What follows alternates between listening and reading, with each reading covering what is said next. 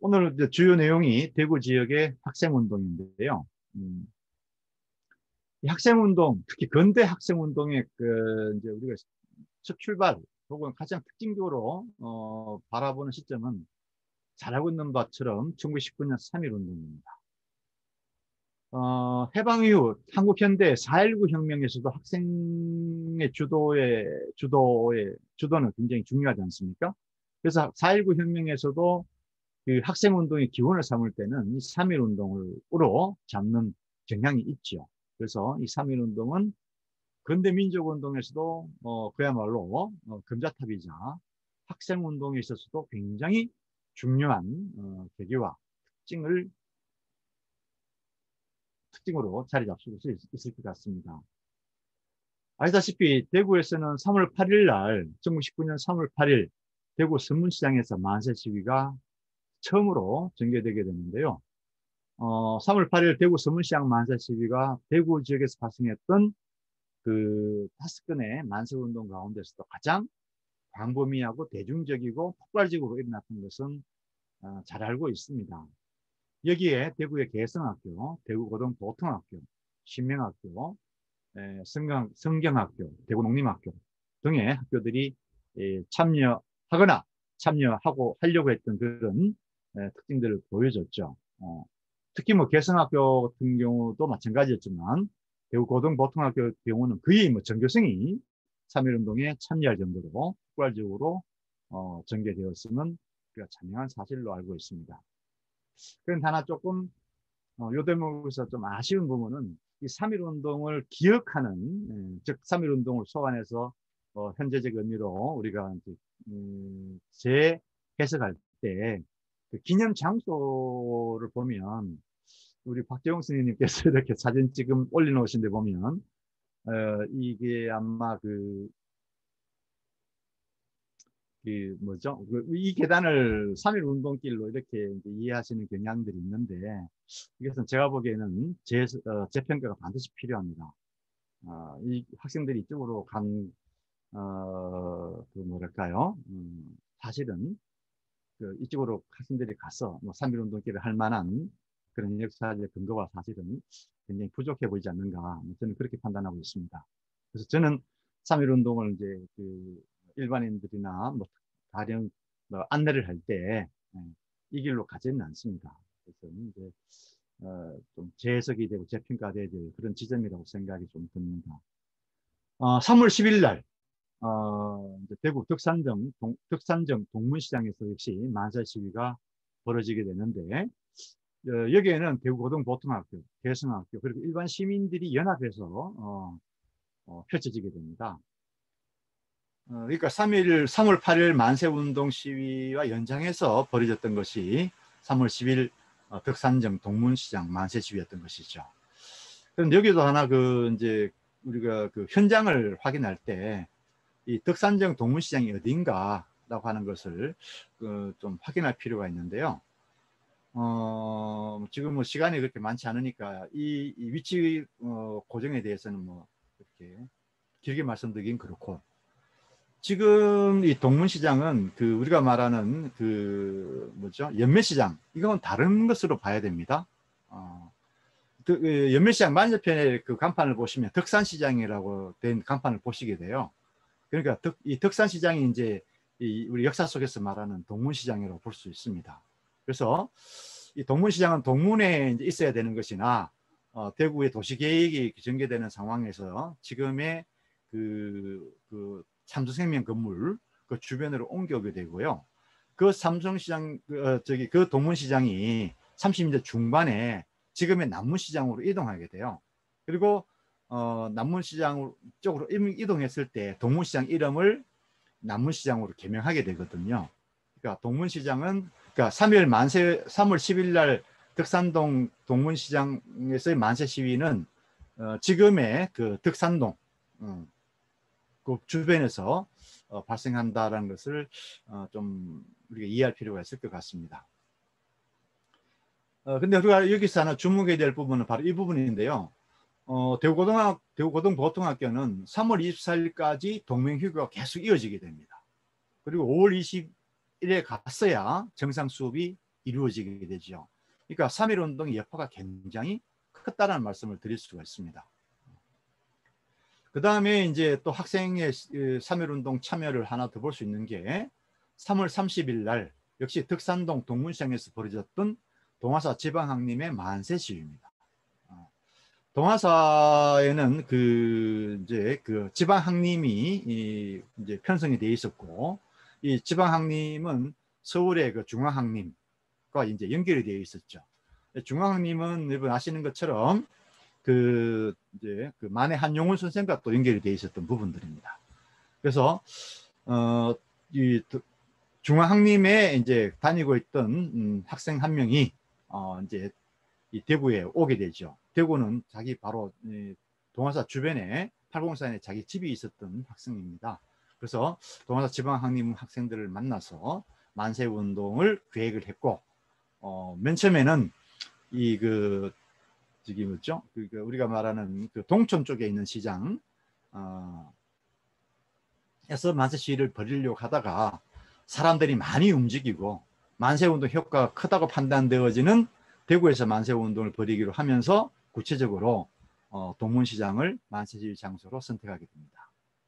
그래서 이 대구 3.1 운동에서 3월 8일, 3월 10일, 3월 30일 세 번에 걸쳐서 학생들이 만세운동을 전개하고 펼치게 되게 되죠. 특히 3.1 운동의 그 참여 인력을 봤을 때에 가장 많은 부분을 차지하는 부분이 바로 학생층의 3.1 운동, 만세운동이라 볼 수 있겠습니다. 그만큼 대구의 3.1 운동이 주요하게 발생하는 데 있어서 대구 지역 학생들의 참여와 전개는 굉장히 중요한 의미를 갖는다라고 하는 것은 반복해서 설명해도 부족하지 않을 거라고 봅니다. 근데 또 하나 우리가 주목해야 될 부분은 바로 이제 비밀결사 해성단이라고 하는 것이죠. 여기서 이제 조직되는 것은 1919년 4월 17일인데요. 여기에는 개성학교의 김수길, 그 다음에 김수길은 만세운동에 참여했던 인물입니다. 허성도, 이명건, 이명건은 나중에 이여성으로 개명을 하게 되죠. 아마 또 이여성의 동생 이쾌대, 근대 이 서양 미술에 가장 중요함을 갖추는 인물이 형제인 것이죠.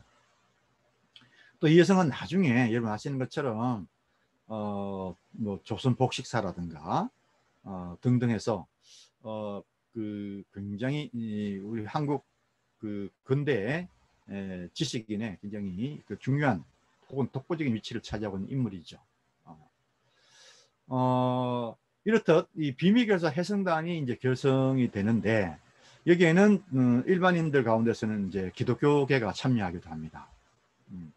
해성단 다시 조금 더 말씀을 드리면 해성단이 결성되기 이전, 즉 49년 4월 초부터 사실은 경문투쟁이 전개되게 됩니다. 일본인과 금전 및 상품 거래를 금지하는 내용의 경문, 예를 들어서 동정표식 경고문 제1호 이런 경문이 다른 말로 삐라라고 하죠. 시내 곳곳에 살포되어지고요.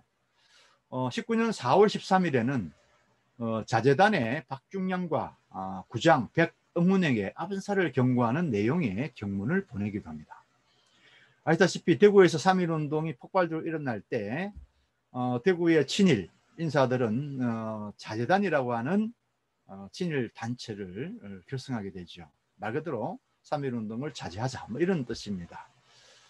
이때 해성단이 자재단의 대표격이었던 박중량에게 암살을 경고하는 경문을 보내기도 했었죠. 아마 전국적으로 3.1 운동이 발생했을 때 이 자재단이라고 하는 형태의 친일단체가 곳곳에서 만들어지게 되는데, 그러한 자재단과 같은 친일단체에 직접적으로 공격을 표하는 경문을 발표하는 사례는 거의 그렇게 흔한 사례는 아닙니다. 대구가 특징적으로 보여주는 그런 형태가 되겠죠. 그래서 비밀결사 해성단은 경고동포, 경하동포, 강곡리동포, 경고관리동포 등의 다양한 경무를 만들어서 대구 곳곳의 장소와 도내 한국인 군수, 면장, 면석이 또 한국 상인들에게 배포하고 또 부착했던 경문의 내용은 독립운동에 참여를 촉구하고 또 폐점 투쟁을 벌일 것을 강조하고 일본 화폐의 사용을 배척할 것 등의 그런 내용들로 담겨지게 됩니다. 그러니까 해성단 역시 3.1운동과 연장선상에서 벌어진 학생운동으로 볼 수 있다는 것이겠죠. 이 해성단은 3.1운동을 경문운동으로 확대했고 또 3.1운동을 지속 가능한 독립운동으로 전환시키고자 했던 그런 의도가 짙게 깔려 있었던 학생운동으로 볼 수 있을 것 같습니다.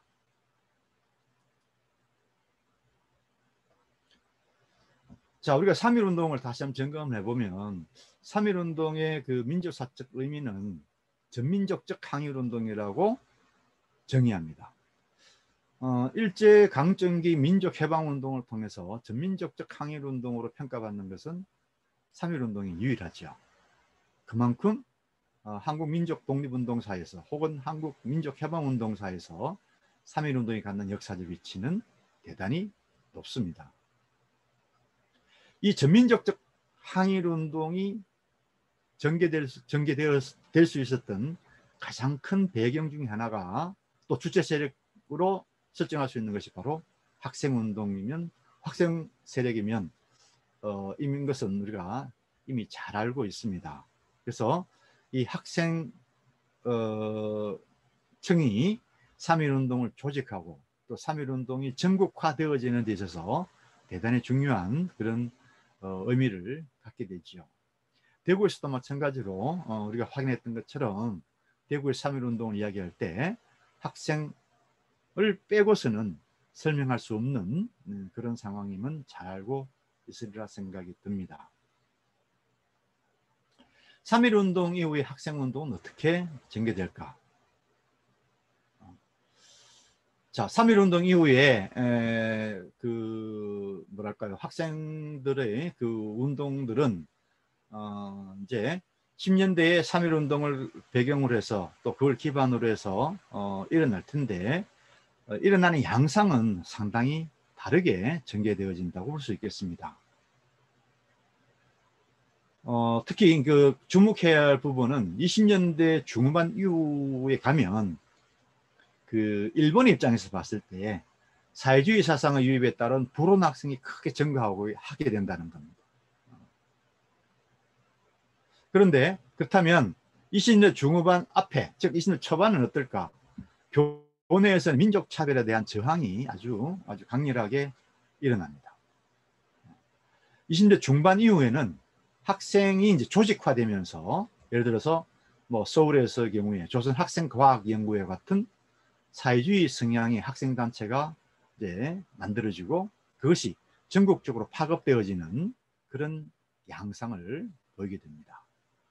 그래서 3.1운동과 좀 비교할 수 있다고 한다면 3.1운동은 뭐 3.1운동이 전민족적 항일운동이라 하고 또 그것이 전국화되어지는데 학생의 역할이 중요하다 하더라도 어떤 면에서는 좀 이례적인 측면들이 있거든요.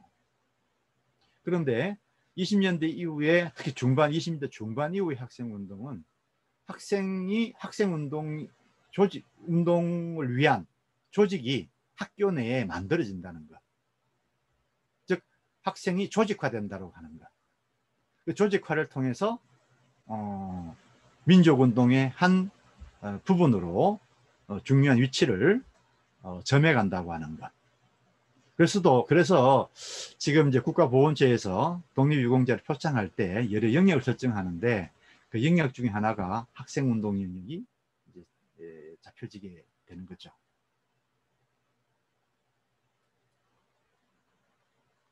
자, 요거 하나만 좀 정리를 하고 좀 쉬도록 하겠습니다. 20년 전반기의 학생운동은 앞서 봤던 것처럼 이제 동맹휴교투쟁으로 이렇게 전개되게 되는데요.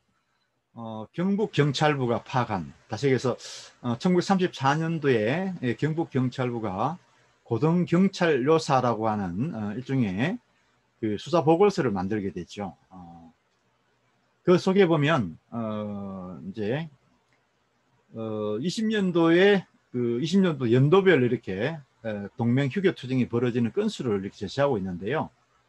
20년도에 5건, 21년도에 6건, 22년도에 8건, 23년도에 23건, 24년도에 11건, 25년 11건, 26년 7건 이렇게 벌어지게 됩니다. 근데 그 원인은 이렇게 파악했었습니다. 교원 배척 41건, 그 다음 교수 불평 4건, 교육시설 개선 6건, 교육 성격운동 2건 이렇게 전개되는데요. 여기서 가장 많은 부분을 차지하는 게 교원 배척입니다. 그 다음에 교수 불평이죠.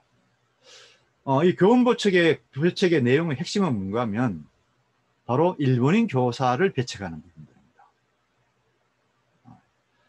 그래서 이 일본인 교사 배척에 관한 내용들이 가장 많은 부분을 차지하고 있다고 하는 부분들.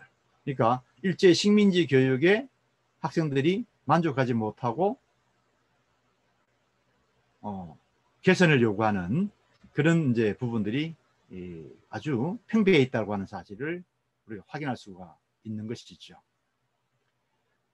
뭐 대표적인 사례들은 19년 10월에 대우고보 학제 개정 요구 맹유, 뭐 개성학교 성격운동, 1923년 대우고보 일본인 교사 배척 맹유, 24년 대우고보 월남 망국사 발표 사건 뭐 등등입니다.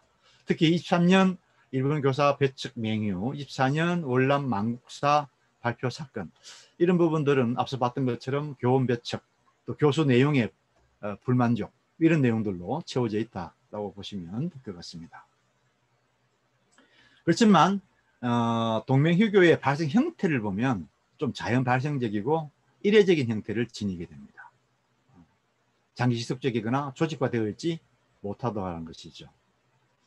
그러면서도 주요 원인은 앞서 강조했던 것처럼 민족 차별에 대한 교육을 반대하는 그런 내용이 중심을 이루고 있고 민족 차별 교육에 대해서 학생층들에 대한 불만이 아주 팽배해 있다고 하는 사실들을 우리가 확인할 수 있다는 것입니다.